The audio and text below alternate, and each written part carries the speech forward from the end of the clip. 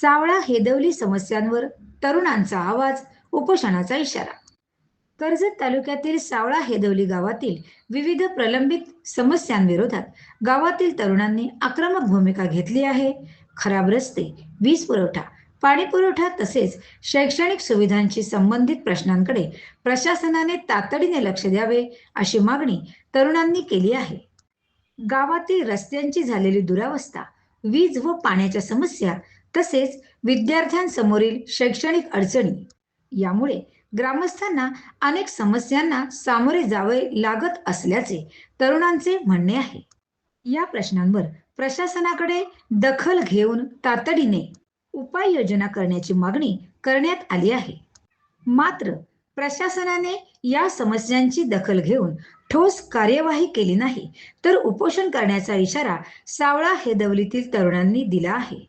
त्यामुळे आता प्रशासन या प्रश्नांकडे गांभीर्याने पाहून कोणती पावले उचलते याकडे ग्रामस्थांचे लक्ष लागले आहे.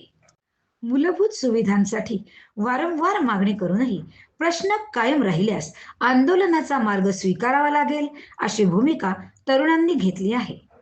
मी सावळे हेदवली गावातील एक रहिवासी आहे. माझ्या गावामध्ये अनेक समस्या आहेत. त्यातील एक पाणी पुरवठा समस्या. जल जीवन योजनेचं काम येऊन 10 वर्षे झाली तरी पण माझ्या गावामध्ये अजून प्यायला पाणी नाही. तर त्या जल जीवन योजनेचं काम कुठपर्यंत राहिलंय त्याचं प्रशासनाने मला उत्तर द्यावं. माझं नाव सुनील धुले आहे आणि मी सावळे हेदवलीतील एक रहिवासी आहे. आणि आमची समस्या ही आहे का जो रस्त्याचा विषय आहे, जो एक 2 ते 2.5 किलोमीटरचा आंतर रस्ता आहे जो सावळे हेदवली गावाला जोडतो. आणि आमच्या समस्या अशा आहेत की या रस्त्याला एवढे खड्डे पडलेले आहेत. एक तुम्ही बघा, एक खड्डे किती पडले आणि यामध्ये ना भरपूर ॲक्सिडेंट झालेले आहेत. आणि कोणाचे हात तुटले, कोणाचे पाय तुटले किंवा अशा भरपूर समस्या, कोणाचे जीव पण गेले किंवा अशा भरपूर समस्या झालेल्या आहेत. आणि एक राहायला जर इमर्जन्सी समजा कुठली गरोदर महिला असेल ती वेळेअभावी हॉस्पिटलला तिला नेता येत नाही किंवा रस्त्याला डिलिव्हरी वगैरे अशा भरपूर गोष्टी झालेल्या आहेत.